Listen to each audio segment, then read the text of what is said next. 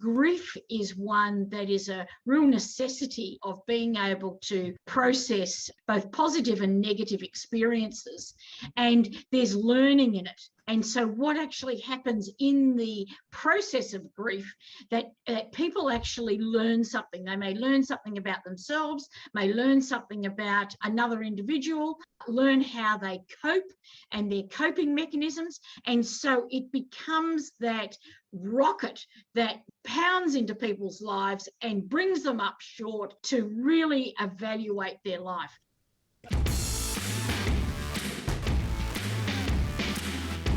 I'm Gerardo Pollard. I'm Hubert Hemstra, and this is the Vet Vault.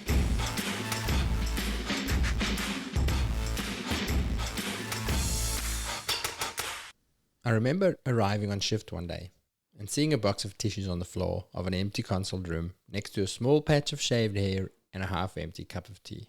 I was surprised and slightly bemused to find that I was suddenly swallowing hard and blinking back some tears. What was this thing that hides behind a half-open consult room door and pounces on you at the sight of these seemingly innocent objects? Of course, what I'd recognized in that room was the evidence of a scene where our old friend Grief had made an appearance. You'd be well familiar with it. We bump into Grief several times in an average day at a vet clinic. But do you understand grief? Do you face it head on, or does it make you uncomfortable, so you run and hide when you see it coming? Do you even see it coming? Can you recognize the stages of grief in your clients, your co-workers, and what about yourself? Did you know, for example, that when that client is lashing out and being a total a-hole, it may just be that they are stuck in one of the stages of grief, and that with the right tools, you can help them guide them to a more appropriate stage.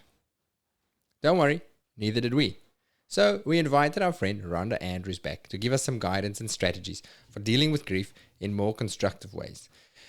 You'll remember Rhonda from episode 47 on trauma and burnout. And if you listen to that one, you'll know that she is a psychologist with almost 3 decades of experience, and that she is the principal psychologist and managing director at the Barrington Centre, which provides organizational and personal psychological services to a large number of sectors, both in Australia and abroad, for industries like government, education, legal, entertainment, and emergency services.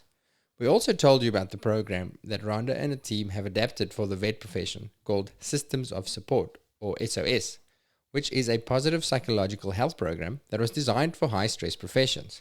It's an evidence-based program that helps to reduce the negative psychological impacts associated with work that can lead to the all-familiar things in our profession, like anxiety, burnout, depression, and, in extreme cases, to suicide. What's new since we last spoke about SOS is that the University of Queensland have evaluated the program and have recently released a report on SOS, confirming the validity and reliability of the program with over 700 participants to date. And if you love the content of this episode and find it useful, you'll be thrilled to learn that Rhonda and her team are helping to roll out this kind of counseling support to all veterinary teams in March of this year, when they are launching an Employee Assist program specifically for veterinary teams. I had to ask what an Employee Assist program was, or EAP. An EAP is a service offered to staff of any business that's either partially or fully funded for staff to get them started with counseling with a psychologist if they really need it. Basically, making sure that cost is never a reason for a team member not to seek help when they need it. What makes this EAP unique is that they are working with veterinarian Dr. Louisa Johnson, who you'll also remember from the last episode with Rhonda, to train the psychs on the unique challenges that faces us in Vetland, which you would appreciate would be critical for the success of such a program. Okay, back to our episode. Join us as we back this slightly scary beast into a corner. I'll be the bum stop, Gerardo can be the head tapper, while Rhonda examines grief. But before I let you go, you know that I'm going to remind you about our subscriber-exclusive series of clinical podcasts. Go to vvn.supercast.com to get the details about what I believe is the most useful ongoing clinical learning out there in smallest medicine, surgery, and ECC. Useful because you'll use it. And because you use it, you'll learn stuff and get more confident in your knowledge. Before you know it, you'll be that vet in the clinic. You know the one with all the cool insights and who's totally up to date with what's new and what the cool kids in Vetland are doing with their patients. All right, let's talk about grief. Why do we want to? Well, let's say hello. Hello, Rhonda. How are you? Welcome back to the podcast. Thank you very much indeed, Hubert. Welcome and glad to be back with you. Why do we want to talk about grief? Our goal with the Vet Vault, again, is to help people have sustainable, fulfilling careers as vets. But I feel like grief is something we bump into. But as a bunch of scientists or A-type personality, logical people, it's one of those fuzzy things, and I think we're not all that comfortable with it. We don't understand it, so we just sort of push it aside and go, yeah, it's there, but let's not talk about it and move straight ahead. And I think Rhonda's going to fix that for us today, hopefully. Well, I hope so. But I think, as you said, Hubert, it is something that some people do have a great deal of discomfort speaking about it and the feelings that come with it. But I think, to be quite realistic, we know within our vet industry, grief is a daily phenomenon. And we need to have it that both nurses and vets and administration staff feel comfortable with the whole process of grief. And that could even be clients who are grieving because of the euthanasia. And sometimes it's like, whoa, you're grieving in a way that I've never experienced before. And I don't feel comfortable knowing what to do or what to say. Yeah. And that's a good point there, Gerardo. Yes, I do want to talk about that interface between and the connection between the vet or the vet nurse and the client, because at those times there's a lot of emotional transference that goes on, and there's a lot that the vets and the vet nurses actually do take on board just by default because of the intensity of the situation right there, particularly around euthanasia.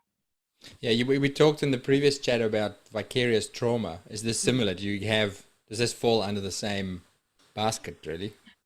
Not the same way. That what we've got happening here is much more about cumulative trauma.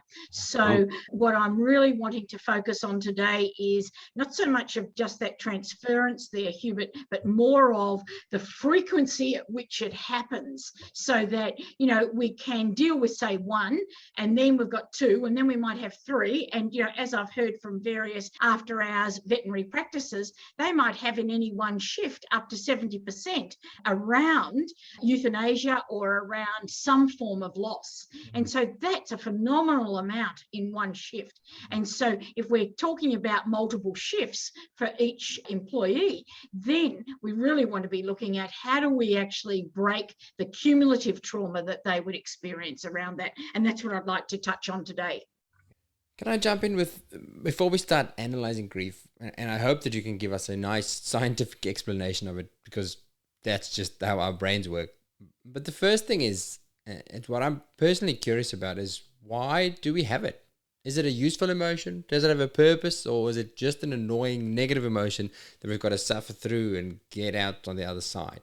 Because I sort of feel like if evolution selected for something to stay in us, that it probably has a reason.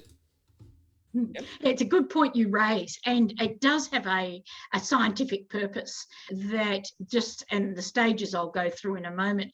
But grief is one that is a real necessity of being able to process both positive and negative experiences, and there's learning in it. And so what actually happens in the process of grief, that people actually learn something. They may learn something about themselves, may learn something about another individual, learn how they cope and their coping mechanisms. So it then actually builds a greater strength in them, or it actually gets them to actually start making some decisions about their life. And so it becomes quite at times confronting process that people then look at my life. And, you know, there's a classic would be people who have moved into just full-on work all the time, and grief is, if you like, the door stopper that says, hang on a moment, is this the life you really want to lead? And so it becomes that rocket that pounds into people's lives and brings them up short to really evaluate their life. And some people make some pretty major life decisions post-grief. But we've always got a warning on it, and that is, don't make them too close in the grief process, because otherwise they may not be the long-term decisions that you want to make. Is it because most of the times grief is painful and the decisions they make are avoiding pain and moving away from pain? Yep. And that just as a decision-making process is one that's more survival as opposed to one that's more logical. Correct. Absolutely spot on. That's a lovely way of putting it, that it is about avoidance and it is about survival. And so therefore it's about how do I minimize that pain right here and right now? And those decisions may be good for the short term, but they don't serve people generally well in the long term. And so exactly, it doesn't bring in any logic. And so by moving away from the job, you know, I'm moving out of this career. I'm not going to be a vet any longer. I'm out of here. Looks great for the first couple of weeks, first month, but then where are you? What have you got? And so it's sort of that 0 to 100 doesn't always deal with the longer term. So we always say to people, great to look at these things, great to evaluate and get better perspective on life, but hold off. And we generally say to people after some major trauma, hold off for a few months and then revisit your decisions and then enact them. Is there something that we should think about with regards to grief? Like generally we're grieving because of the loss, but that loss in itself, the experience of loss, it's innately in us to develop such strong connections with each other because together we, as a community, as a family, we work better, and like to have those strong bonds keeps everyone alive. And then so therefore grief is the pain that you experience from the breakage of those bonds, but in a way the pain of the grief is a reflection of how strong the bond was. Maybe is that a and generally there is a direct correlation between the pain and that connection. And we do see that when, you know, we have a client that is grieving, and I'll speak about the various stages in a moment, but when, you know, they're in that stage of denial or in the stage of where they're really angry, you know, they're really connected. So the client's very connected to their animal.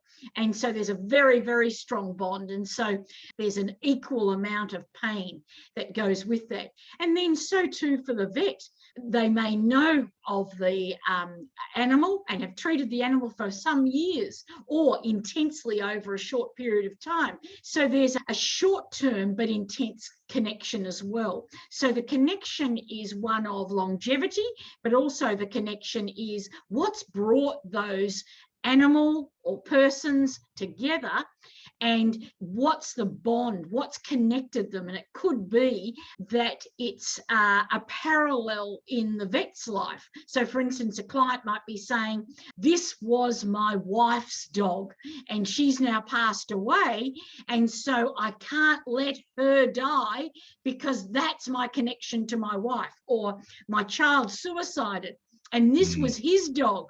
And so therefore cat, and therefore it's my job in life to keep this cat going for as long as possible. And so they'll even ignore the logic of the pain that animal might be suffering, because for them it's the connection to their loved one that is now deceased. And they certainly pass that on to the vet. You can't let this animal die.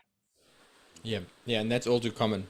So I'm just wondering, Hubert and Gerardo, is this a good time? Let's frame it up so then we can see, okay, what are the steps that people go through? And I really want to put it into, we've got to normalize grief because it is a process that we all go through. And vets in particular, there's uniqueness there that I want to speak about. But I think what's important is there's no one size fits all in the grief cycle. That, and I'm going to talk about a cycle developed by a psychiatrist called Kubler-Ross. And Elizabeth put this together, and the topic in her book was on death and dying. And it's very good because it actually refers to 5 stages of grief. And what's important is they aren't linear. and they are not in a consecutive way that you can keep on rotating and jumping all over those 5 stages, depending on the individuals. Okay. And so it's something that is very fluid according to what people are dealing with and what other impacts and variables are in their lives. Okay. So the common one you firstly see is denial.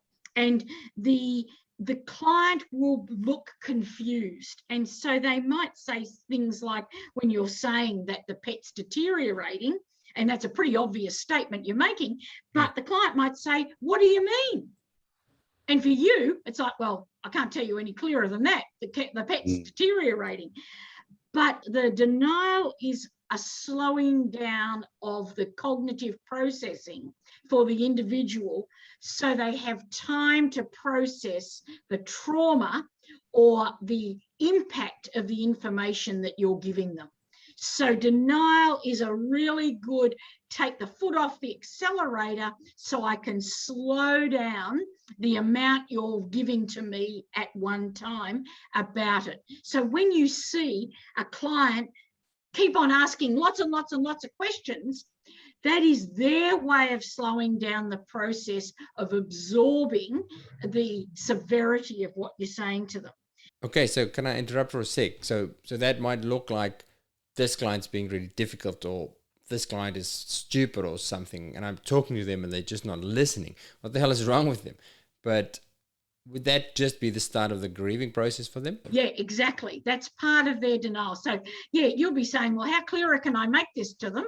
And, yeah, are they being difficult? But in actual fact, it's just their way of putting the brakes on. Okay. Another way they might do it is they keep missing your calls and they don't call you back. So you're leaving messages to say, I need to talk to you urgently about your cat or your dog, and they avoid you. And you're thinking, wouldn't you think they'd be jumping on the phone as quickly as possible, or they'd have their phone right glued to their ear waiting for my call? So once again, it looks like, why is this happening? Almost like a lack of caring from their side. Exactly. Yeah. And it may look like a lack of caring or a sense of disregard. But once again, it is often part of the denial process. There'll be some that don't care, but majority will care, and that's part of their first part of denial. So what's really important, because denial actually stops people hearing a lot of information. And so in any conversation you're having with people when they're in the denial phase, they only pick up approximately 5% of your content. So keep it brief, keep it simple. Do not get into jargon, because they will never hear it. And what you'll do is actually perpetuate the denial phase, because they'll just go round and round in questioning all the time. The next stage, and as I say, I'm calling it stages, but people can jump all over the place. Another stage is anger. And so, you'll hear clients might say to veterinary staff when the pet dies unexpectedly, you killed my dog. If you cared for her better, this would not have happened. You're a terrible vet, or you're a terrible nurse. And so for them, it's part of their anger. It's part of their own lack of control, their own sense of responsibility that they have failed. And so therefore they transfer their anger onto the veterinary staff. And so you'll hear them lash out in anything, and they'll be accusatory, they will be bombastic, and they will be incredibly degrading at times. And I think that's really important that we recognise that, but at the same time, we recognise that veterinary staff don't have to deal with abuse either. And so it's really important that, yes, we can accept and expect there's going to be a rant, But at the same time, it's really important that veterinary staff don't feel like they just got to sit there and cop it. And so, statements like, I know you're terribly upset, but it's not actually okay to talk to the staff like that or talk to me like that. So what you're doing is you're deliberately containing and constraining what they're saying. Otherwise, what happens is they just keep on escalating, and you actually have to bring, if you like, a limit and boundary on that. Okay, so you would, in a way, kind of try to slow down their roll. Like, because it could roll and spiral, and then they get more emotive and more energized in a negative way, and then they get louder, and then you've got to kind of catch it in a way. Catching it in a way is a hard one because you want to allow them to be heard, have their say, get it out. But then, yeah, shit, they could go on for ages and start storming up and down the hallway in front of every other client. Exactly. And you're quite right. There is that balance between, and don't give them an audience. It's really important not for them to see other clients, to actually, if you can, put them into a room quite separate, because it fuels them. Unconsciously, it fuels them. What you want to do is not give them that audience. And the other thing is, yes, as you said, Gerardo, it's important for them to let it out. The key thing is just to keep on saying a really important message of, we know by your reaction just how much you loved your pet. So what you're doing is you're bypassing the anger, and you don't say, stop doing that, because as soon as you say stop doing it, they're just going to keep rocketing. Yeah. So what you do is you cut underneath it and say, we know you loved Jackie, or we know you loved Billy. Because what that will do is that will de-escalate the anger, and pretty much people then shift rapidly from anger to crying. Because it's the acknowledgement of their, so they're because Alex my partner has a good line, and it's kind of along the lines of I could see from your words and how you're feeling how important Fluffy was for you, and I can see how much you love Fluffy. And then roll into, try to segue, move things forward into, but I'm here to help. But what you're trying to do is, what you said there is shift it from anger to love. Exactly. Yeah. So in a sense, you're ignoring the anger. You don't give anger any more fuel or oxygen.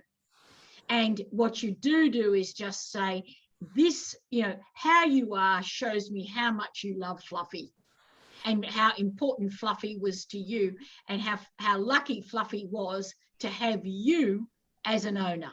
I like this so much. This is so useful, because what happens is we see those reactions, but when we fail to recognize it as a grief stage, you just think, what an asshole, or this is so personal. That client is so angry, it must be my fault. Or you get angry and you see it and you go, screw you, buddy. You can't talk to me that way. And then you jump in with your attitude and it just explodes. You're quite right. And the thing is that often people feel forced into justifying their position. Like when I'm in the anger phase and I'm saying, you've killed my dog, or, you're a shit vet. You feel like you've got to justify what you've just done. That's the last thing you need to do. All you need to do is bypass all of that and just say, your reaction has told me just how much you love Fluffy. So you bypass, but as soon as you get into the justification, well, Mrs. Brown, we went through this, and this, and this, that just fuels them, because they're just going to lash out at anything. They don't understand what you're saying. They don't care what you're saying. All they're doing is you're giving them more oxygen because of your justification. Another phase or stage that they go through is what's called bargaining. And that's a stage that's filled with the if only statements that you may hear clients talk about. And they might say something like, what if, or if only we'd done this. So if only we'd got pet insurance, if only I didn't ignore that lump and got it removed sooner. You know, if only I had been here on time and I was able to actually get this operation happening, or if I had enough money to have this operation. So what they're doing is they're bargaining with themselves. And they might even say, I should have got another vet. If only I'd got another vet for another second opinion, Fluffy wouldn't be dead now. So the point is, once again, don't get caught up into justifying or taking offense or feeling like this is a discrediting of your credentials or your professionalism. What it is it's about them going through a process of, could I have changed the outcome? And people do this quite frequently because death and loss is outside people's control on the whole. You know, they may have run their vet, they may have run the, not the vet, that's now becoming Freudian slip. They may have run the dog over in the driveway, but, you know, on the whole, death is outside people's control. And so the bargaining is trying to deal with that loss of control. So even if it's like retrospectively thinking, it's still helping them feel like as if they could have had control, where they actually can't change that. They can't go back in time. That's correct. That's correct. And you hear that people do that with humans as well. If only we had taken this step. And so it is about exactly what you just said then, Gerardo. It's about people retrospectively going back in time to a time when they had no control, and they're trying to now assert some control over it. It's a common psychological process because on the whole, humans hate losing control. They want control. They want the power, they want the decision-making, they want the control. Death takes that away from all of us. And so therefore, people retrospectively try and impose that control because that then helps them grieve better. And it takes it away that it's not my fault. Because when they go back to try to assert control, they realize that actually, even if they did then, they couldn't have changed it. It's kind of like, I can recognize that I've gone through these phases before. Especially the whole thing about going back in time and like, oh, if only I didn't drive my car through the creek, I'd probably still have it. And there's a utility in that as well, because I'm just thinking, just in terms of a work scenario. Let's say you lose that patient. I don't know if this is grief or not, but it's that going over of, if only I'd given that drug, or I should have done that scan. And I suppose is that your brain trying to learn to avoid that same mistake down the line as well? Is that correct? Yeah, that's exactly right. So exactly what you just said, Hubert, that it is about, and as I said right in the beginning, that grieving and going through that loss process is about the learning. And so, yes, if something happened with a euthanasia, or something happened with a particular operation and the pet is now deceased, there is a learning around that, and there's in the grieving process. So that's the positive that comes out of it. So if I turn into another stage, and that is depression or a flatness that happens. And this happens, and this comes back to what Gerardo said about the connection and the strength of the bond. So you'll hear clients who are in this stage say things like, I don't know how I'm going to be without him. He's my reason for living. He's my reason for getting up in the morning. I'll be so lonely without her. And once again, like, he belonged to my deceased wife, my brother, my son. And so what happens here is it's due to those connections and the importance the pet has had that makes it even greater, the loss. And so they do become, and some can become extremely depressed, clinically depressed even, and that's where they really need to be linked in. The clients need to be linked back into their GPs because, you know, in those circumstances, what they're doing is they're going through the grief of their loved one all over again with the loss of the pet. So it becomes a double whammy. And I've had occasions where I've worked with vets where they've rung me and said, I'm really worried. He's gone home and I'm really worried. He lives on his own and I don't know if he's going to be okay. I don't know if this is going to be, the turning point where he goes, life's just not worth living any longer. And so we've actually organised welfare checks. It's a extraordinary circumstance, but there are times when vets have been astute enough to say, I know he lives on his own. I know there's not much family around. I know because I've treated this dog for so many years. I know the wife's deceased. And so therefore, I'd just like a welfare check on the client. And that does happen. As I said, extraordinary, but it does happen. And once again, that's really good vet execution there of executing the shift of responsibility away from the vet, because the vet's not responsible for the welfare of the client, but often they get caught up in that because they are the ones who know the intensity of the grief. And so to shift it onto a psychologist is a very appropriate step to take. Yeah, I was about to say, would it be more appropriate that like the vet called the next day or one of the reception team or nurses called the next day just to check? But I can get what you're saying there, but then all of a sudden you're shouldering that responsibility of the grief that the client's experiencing, and then potentially taking on a responsibility that you're not trained for or don't have the capacity and skills to follow up with continually. Yeah, and I agree. And I think that's where we really need to shift that responsibility, because when is enough enough? And when we're talking about certainly after hours veterinary practices where they've got so many losses that are occurring, they may not have the same connection that perhaps a traditional practice has, but nonetheless, if you're trying to actually organise ongoing support, it is much better to transfer that onto a psychologist. That's their modus operandi. They can deal with what's appropriate and escalate the support that's required for the clients, because they can then do their own assessment.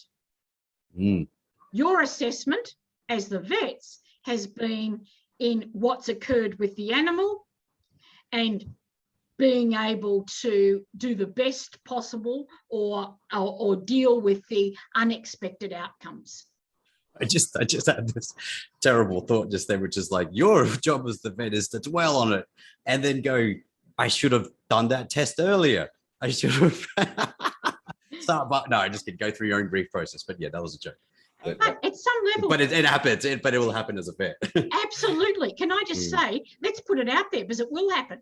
Because the vet will go over the process and say, did I do everything the best way? Could I have done those tests earlier? Could I have done this? So they go through their own grieving process of the if only. So whilst you're seeing this happen with the client, let's also say the vet and the nurse even may go through the same process of grief. Maybe a quicker process, but nonetheless, you'll see stages of this as the vet is checking their own professionalism of what they did. Can I ask you for some tools or for some words here? You're so good at this language. So let's say I'm in that room and the client has that depression and they say, I don't know what I'll do. I don't know if I can live without this dog. Any of those sort of things. And you're in the room and you've got to say something to look human and to express concern. And then also advise them to seek help. What do you say? Like, I find this so hard. They go, oh, this was my wife's dog. I'm so broken. And then you just go, there. You'll be fine. Yeah, and I'll send the police to welfare check you tomorrow. Yeah. So I spoke in the bear. Yeah, we care and love you. Here are the police. Pay your bill on the way out. I think what's important, Hubert, is just to say to them, it's an acknowledgement of how precious this animal was to them. And so it's just confirming that. And so it's just saying, I can see, Bill, just how deeply you loved Fluffy, and also you loved your wife. or you loved your son. Because when they bring another family member into it, you need to bring them in too. And so all you're doing is acknowledging that. And you can actually say that multiple times. It'll feel like a broken record for you, but I tell you what, from the client's perspective, they'll probably only ever hear it once. Okay. So you can just keep on saying, I can see how important Fluffy was and what the deep connection and the deep love that you've had for Fluffy and for your wife. And then if you find that the person's still sobbing and the person is still really inconsolable at that time, then that's when you can say, I'd really recommend that we organise to meet with your GP, or we actually get a psychologist through a welfare, counselling to assist you, so that you can only offer that. It's not your responsibility to make sure it happens. It's the client's responsibility. And the same for the vet. Let's get back into the vets and the vet nurses. If you see that they're stuck in one of these stages and really grappling with it, we too need to give them that same support. And I'd like to speak about that in a moment, about practical things, but certainly we need to give them that support as well. So it's once again not their colleagues, or as I heard in a practice the other day when a woman who came in after she'd done her first euthanasia and she was at reception, and unfortunately other clients could hear this, and they said to her, so how'd you go? And she said, awful. It was absolutely dreadful. Tears start rolling down her face. Reception turn around and say, don't worry, suck it up. You'll have another one later on in the shift.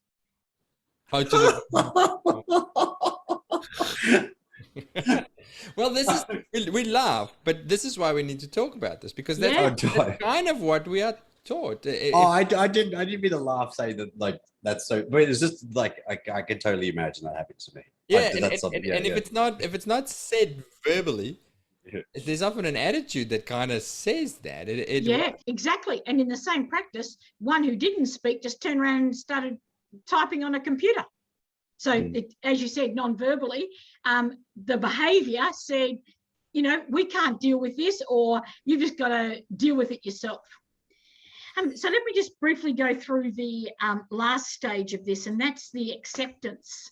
And that's when vets or the clients that, they've moved to realising the death has happened, and they do need, life will go on. And so the client will say, I'm a bit relieved, he's not suffering now, or I feel like I'm so lucky to have such lovely memories. So once again, remember, this is not linear. So you might get one client that goes straight to this acceptance as soon as they've been euthanized. And they'll start talking about the beauty of the bond, the bravery of the pet, the joy that the pet has given them, and all the memories. And they'll start to go into storytelling. I remember when Fluffy was born. I remember when she had her first litter.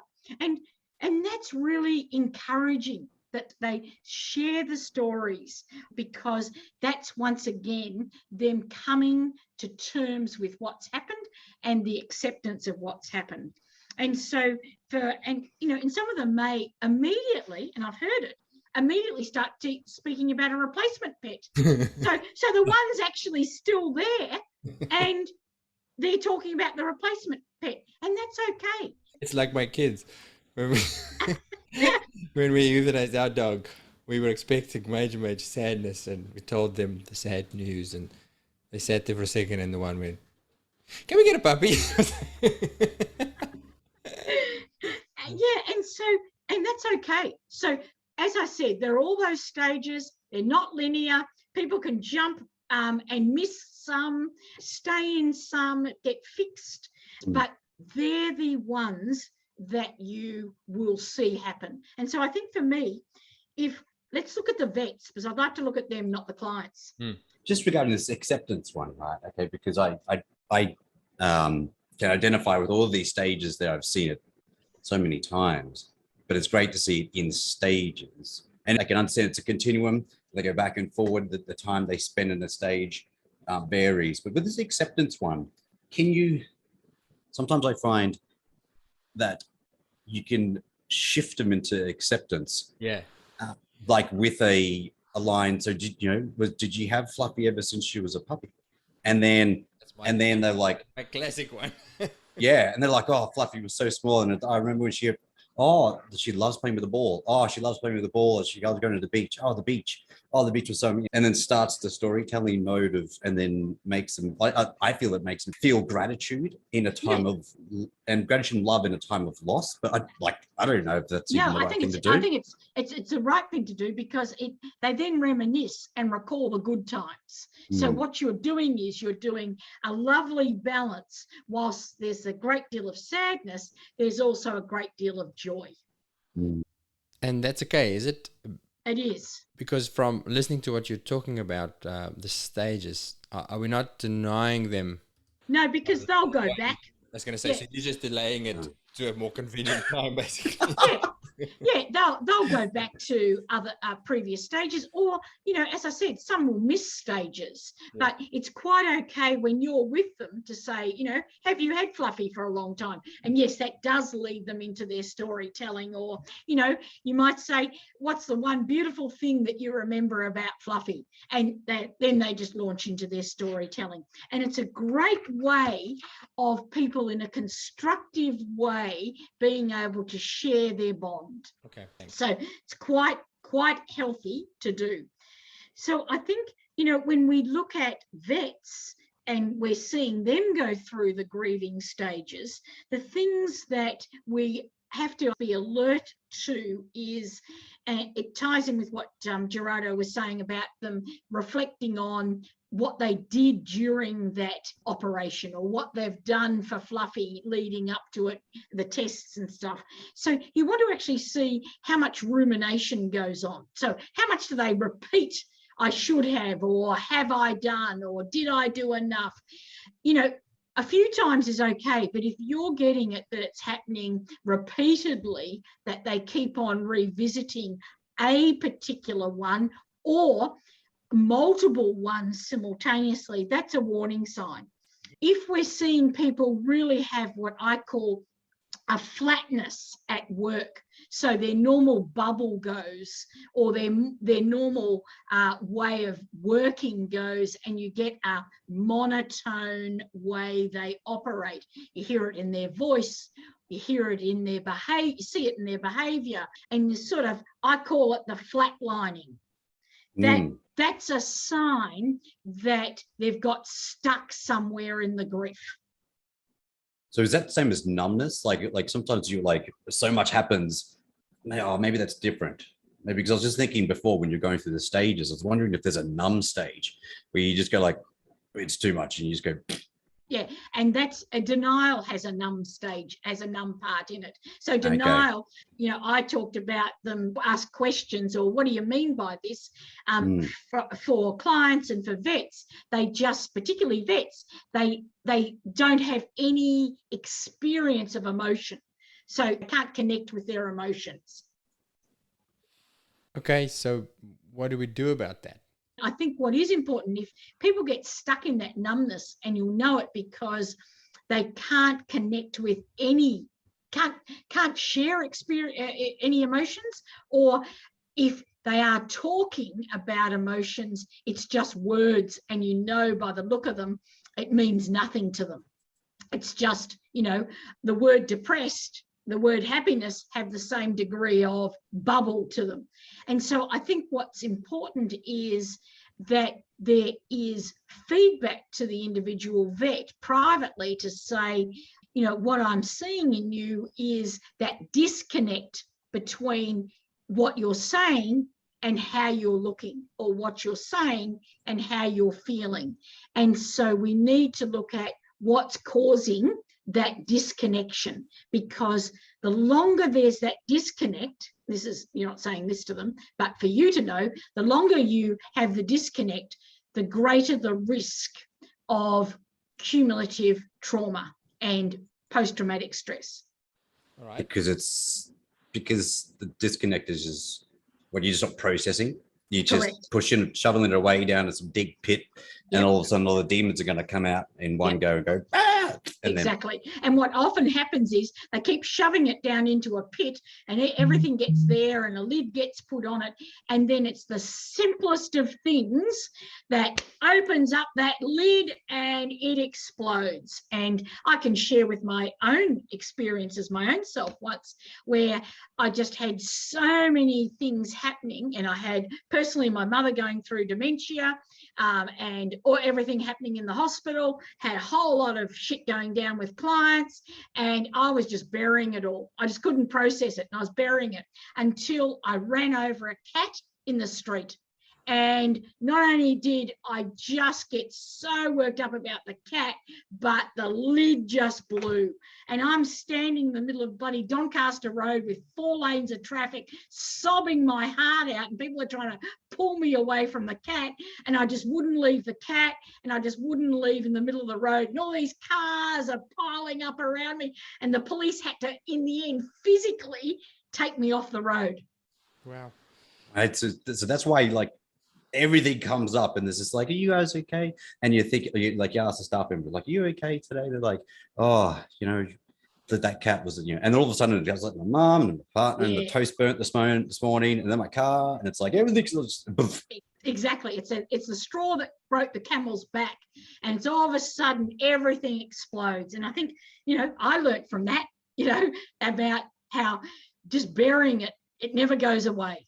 And so it comes back at a wrong time, and it comes back at such a ferocity. It's saying, hey, look at me.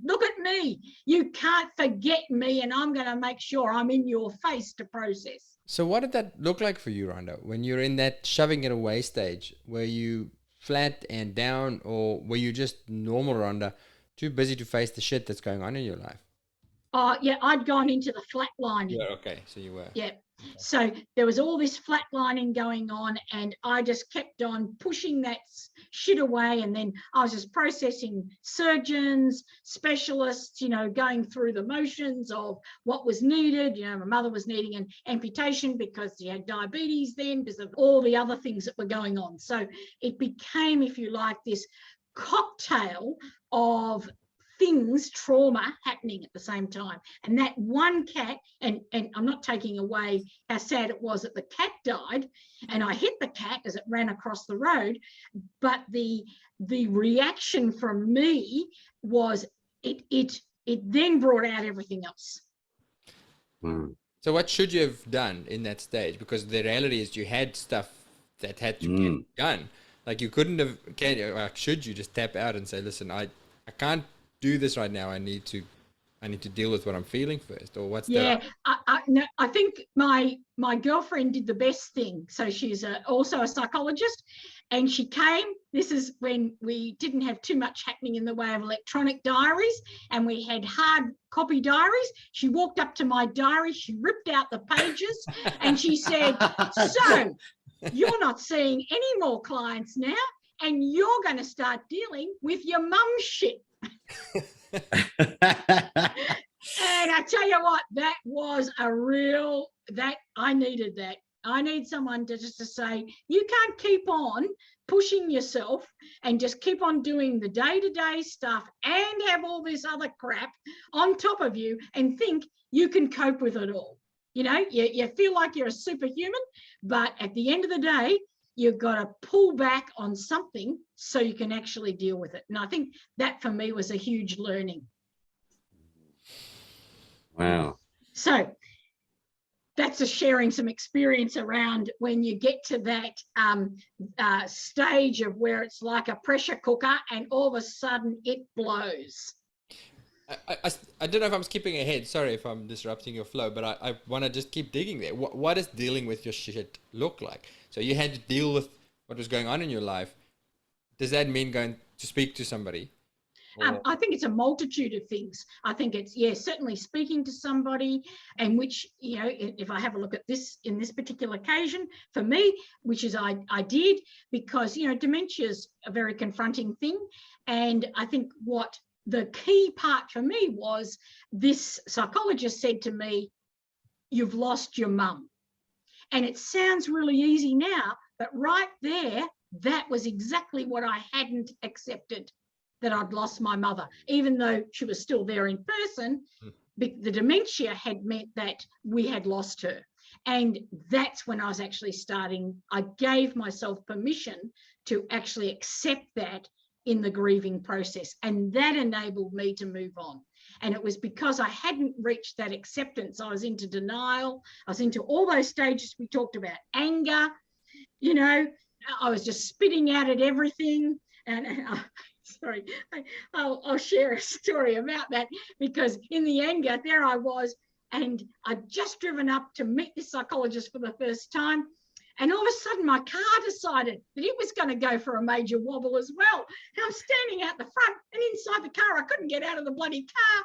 And the windows are going up and down, the sunroof's going up and down, the bloody motor wouldn't go off. And I'm going, for fuck's sake, what's going on here? If I'm feeling bad, now the car's feeling bad. And I walked in and I was ripe. I was ready for her to just fuck me. I would have been totally intimidated to try to be a psychologist for you, Rhonda. I'd be like, fuck me. How did I pick this badass short straw? Well, yes. Well, there's something that I've recently because with my encephalitis and kind of accepting where I am with regards to my recovery and my cognitive deficits and things, but also adjustments in my role within Animal Emergency Service and Animal Emergency Australia, stepping aside from a hospital directorship role.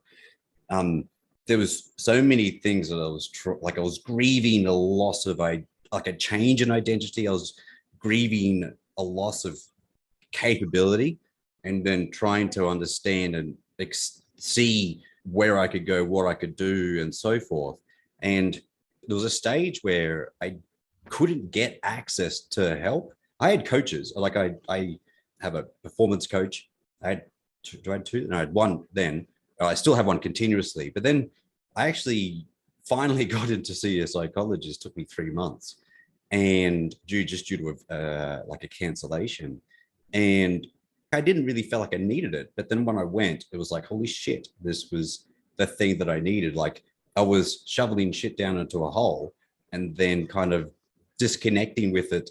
But then what I feel now, having numerous sessions, was that sometimes I don't even feel like I need to go, but when I go, it's like as if the door opens and I empty out that little dark pit of something. It's like a maintenance thing now, which I never really thought was valuable, but I can see now it's critical for my ongoing performance, just in life in general. Yeah. I don't know. Is that a maintenance thing?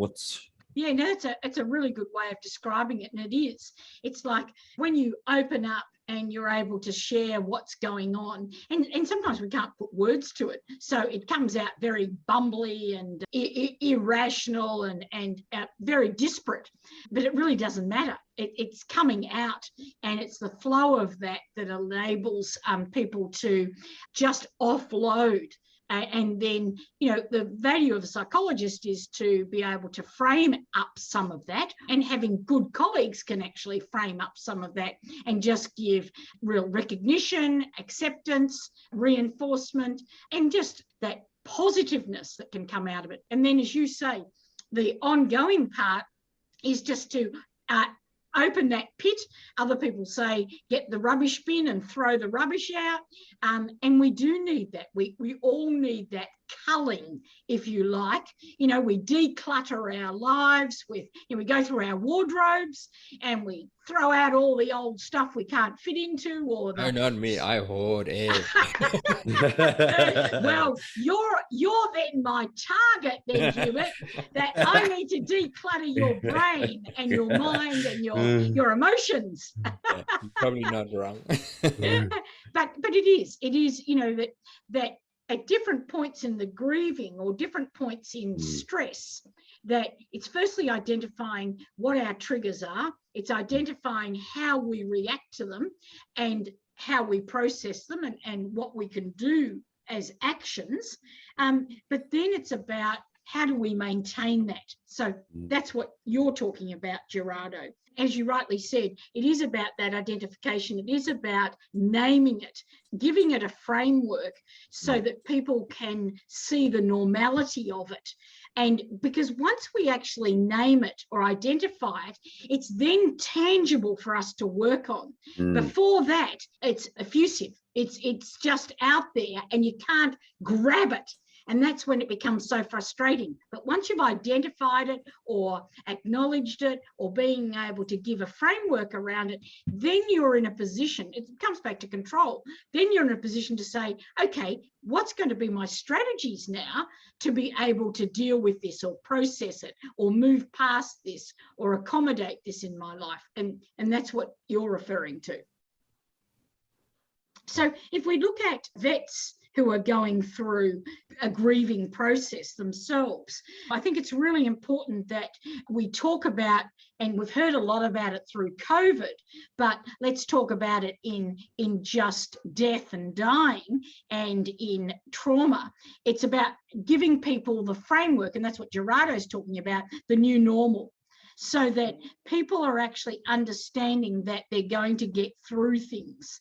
And so it legitimizes what they're experiencing, because people often say, is this normal? Should I be feeling this way? You know, I don't normally have bad night's sleep, or I don't normally feel sick, or I don't normally have put off my food. And so it's normalizing that. And so they know what they have a sense of what it means. It then gives legitimacy to what they're experiencing, which then enables them to move on. And that's critical for vets, because vets on the whole are high-performing individuals who are very much always putting themselves out there as, I've got to be perfect. So they're perfectionists. I feel like we skipped over something. We sort of sidetracked you, or was that it there? I guess the other thing I'd like to say when we talk about individuals dealing with it is it's being comfortable with what I'd call a good death and the grief of the process. So, you know, it comes back to what you said right in the beginning, that often we avoid talking about it. And we've got to name it, we've got to call it, and people have got to feel comfortable, you know, vets have got to feel comfortable with death and grief. And so talking about what does a good death look like is really important for vets. And I find that when I'm talking to them. So when, you know, there's been euthanasia, to be able to look at how do they respect the patient, how do they support the owner. So if you like, there's that good death process of taking into account all people involved. And I think that's a really important part, because a lot of clients don't actually have someone else. And the vets are in a very, very special role of understanding and having the empathy around the loss for a client. Because other people will just say, "Oh, get over it, it was only an animal." That was a really powerful thing that I resonate with me. Right? What does a good death look like? For what came to mind there is, and you said, like, how do they respect the patient? How do they support the owner? So let's say, and you said the whole entire team. That's not just the vet; it's the reception team, the nurses who help and assist, and also help with the bagging of the body after. Yep. Help with putting the body into the cold room or freezer or whatever it may be, like that, the whole process from start to end. And the point I'm going to get to is, if as a team you go through the exercise of start to end, the whole entire euthanasia experience, from the phone call to how the client comes in, what the reception team says, or what the person on the phone says, like right to the end of like a follow-up call and a card, like that whole entire, almost like the client and patient experience through that whole entire process. And then if the whole team feels like as if they created the best experience of euthanasia, would that help the whole team kind of just walk away from the whole euthanasia process going, that's a beautiful experience, that we are honored to be able to offer that experience? Yeah, and I think that's a really good way of putting it. It is about that entire journey. And as you say, from the emphasis, it's a high emotional journey. And so there's heightened demands right from the first phone call right through to the end. And so if it's seen as an entirety, as you're saying, that takes it away from an individual trying to deal with it, and it's the entire team's role and contribution to that experience. How do we deal with them in the front office? How do we deal with the animal? How do we deal with post-death? And as you say, the bagging, talking about cremation, talking about, footprints, a piece of fur, those sorts, scrapbooking, all of those things. Some people like to donate money for animal charity, planting a tree, all those things that people want to do for a commemoration is part of that experience, that journey that the veterinary team go through with the client, because everyone is part of that team at that moment, whether that be an hour, whether that be days or weeks even, it might have started with looking at a lump and right through to the end. So there's different time factors here, but nevertheless, there is that journey that everyone's on. And I think it is important, as you're saying, Gerardo, is that if people actually feel, how do we want to have and create a good death, then it takes away from the individual's experiences to a collective team experience. And that, from a psychological perspective, is much healthier and reduces the risk of, what have I done wrong? Or what could I have done differently? Yes, we can all learn, but it takes away the blame, takes away my self-doubt. It takes away from the individual, and it gives the ownership, if you like, to the whole team. Is it a good idea to offer some resources to your clients in a situation like that, to have maybe a couple of numbers of somebody to speak to? So if you're having expect this, because I've said it to owners in the past where they seem almost surprised by how upset they are, especially males, young males. They look almost embarrassed that I'm upset, and then I'll say to them, look, it's not a small thing. You are going to go through a grief process, but then again, I lack the language around it. So maybe a booklet or something to say, there we go, with your bill, there's your resources too. Well, and I think that's quite okay to do. Yes, to give it like a pet grief counsellor or a local psychologist, or if you've got an employee assistance program, that might be for the veterinary staff. Some EAPs also offer initial consultation with the client. So there's those things, and there's also 1-800 numbers across Australia for grief counselling. It's 24/7. So I think it's a great idea, just a list of them. And in the same little pack, you can also give all those details around the different ideas people might like to have as commemoration. And so it can be sharing that people may say, look, it's too early, I can't think about it at the moment, but you're giving them ideas for them to reflect on after they've left. And let's be honest, there's some people who just want to get out of that clinic as fast as they can. Yeah. They don't want to talk. They're out of there. But I've got to tell you, some of them sit in their cars for hours on end, or they just drive away. They just want to get out of the remembering of what's just happened there. And others just want to sit with you and don't want to leave. And we've got to also say there's a parallel for the vets and the vet staff, that when they've just done a euthanasia or they've had a series of them, a hard thing is to then all of a sudden have online that the next job they're doing is a puppy vaccination.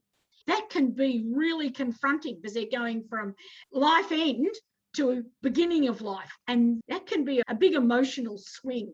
And so I'd avoid, if you could, if you're a manager, being able to avoid that sort of psychological swing in a shift, because then that blocks the grieving for some people, because they're trying to reconcile, I've just put one down and now here's a new life beginning. My partner, Alex, thinks that I'm a robot. in terms of emotions and empathy. Like I don't know. I feel like I could go from a euthanasia experience to a bright, happy dog experience within 10 seconds, 20 seconds. Like, I don't know, it's just because it's years of experience and time. It was a protective mechanism to almost just like gone. Or, you know, I wonder whether or not I've got this really big, deep pit of clients and patients. Yeah. Can I expand on that even? So let's take it outside of work, because we are veterinarians, but primarily we're humans, and grief comes to us all. But what if it doesn't? What if there's something that happens that you go, all right, I'm waiting for it, but I seem fine, things just carrying on. Is that a denial thing? Should you be? Well, let me share. It might help somebody else, but I worry about that. I lost my dad earlier this year to COVID, and he's in South Africa, so we couldn't see him. Very traumatic experience, and of course there was it was a stressful period. But I worry that I'm not sad enough. Like I'm sitting, I'm wondering, am I sitting on a landmine that's going to explode when I run over a cat or something like that? And I guess, you know, once again, Hubert, and thank you for sharing something very dear to you. But, you know, once again, one size doesn't fit all. And so just because I went into a major meltdown doesn't mean you will. Okay.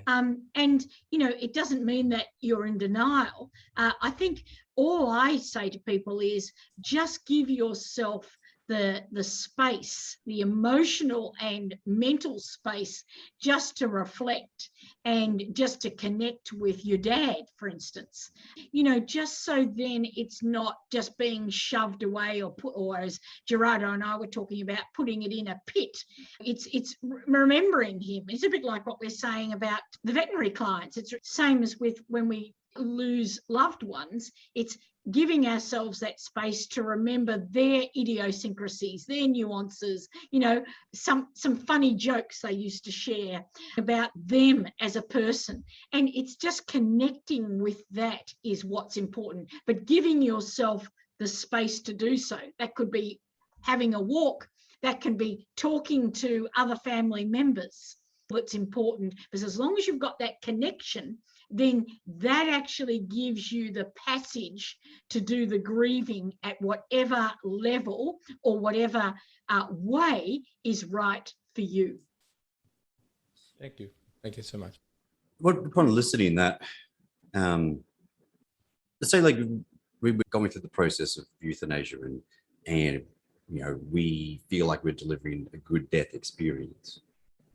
The transition of between the euthanasia process and then straight into something different.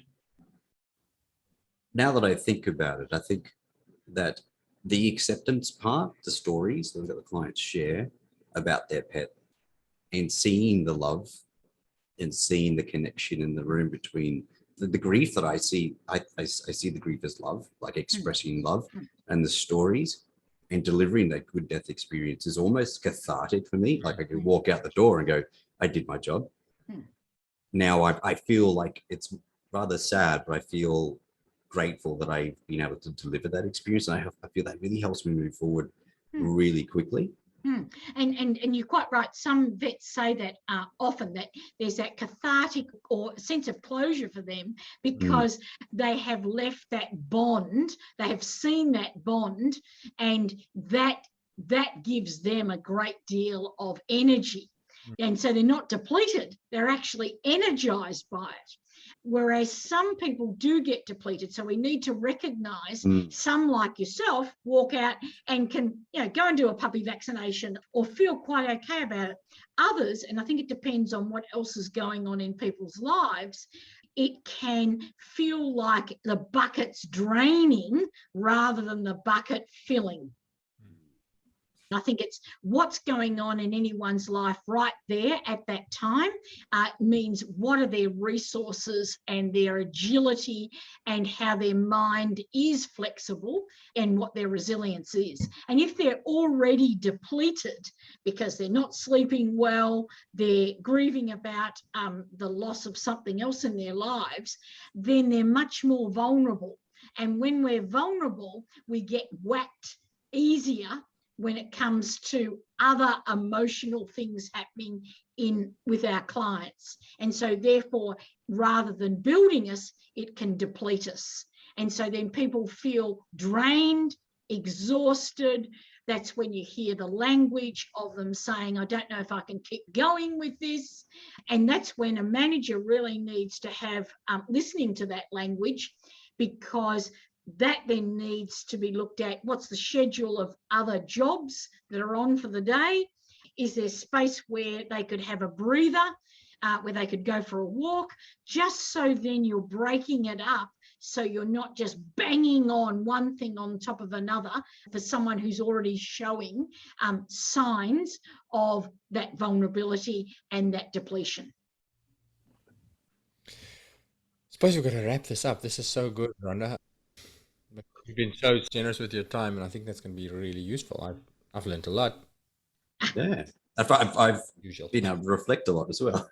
Yeah, that was pretty tough. So, I want people to, when they hear this, is to see that, grief is a positive experience. Whilst we have enormous pain with it, when Gerardo talks about correlation, our pain comes from enormous joy.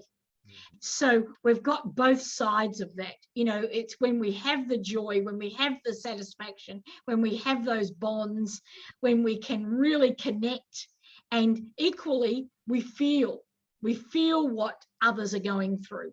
That's a positive thing. And what we need to make sure is that we give ourselves that space, give ourselves the acknowledgement of how it's affected us. Because, the three of us could be in the same surgery and have three very different reactions to the death of that pet. And that's because of what's going on in each of our lives, what else is happening with our resilience, and how we've actually processed that, and how we see ourselves at that time, and our contribution, and just the way in which we're operating. Those things are all very important, and the learning out of it, and you talked about growth, there is growth out of that. And the thing that we want to make sure is that we see any triggers or any warning signs that say people are getting stuck. And if they're getting stuck, then that's the time we really need to act, so that we don't just say, okay, like the example I gave in that practice, that we're just saying, let's just keep on piling up more and more shit until someone gets to a brick wall. Amazing. Awesome. Rhonda, thank you as usual. Thanks. That's really powerful. Have a lovely weekend. Yeah. Thank you.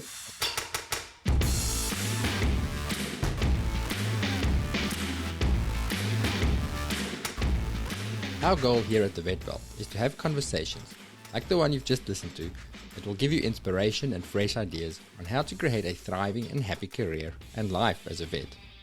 You'll know by now that our focus is on the life skills that we need to navigate this challenging and rewarding profession of ours. But there's something that I've realized over the last few years of exploring ways to increase enjoyment of the job. That is that the vets who are confident in their skills and knowledge are, as a whole, more satisfied with their careers. Which makes sense. When you feel rusty or uncertain in your knowledge, it's very easy for those imposter feelings to sneak in. I don't know enough. Am I good enough? Conversely, we know that feelings of growth and mastery are some of the greatest predictors of a happy career, which is why we created the Vet Well Clinical Podcasts. 3 highly practical episodes every week. Conversations, not lectures, with world-class specialists. Tips, updates, real insights, not textbook theory. Short enough to listen to on your drive to work, but with enough content to ensure that you'll be a little bit better at your job than you were before you listened. Join us on our journey to better by trying out our free 2-week trial at vvn.supercast.com.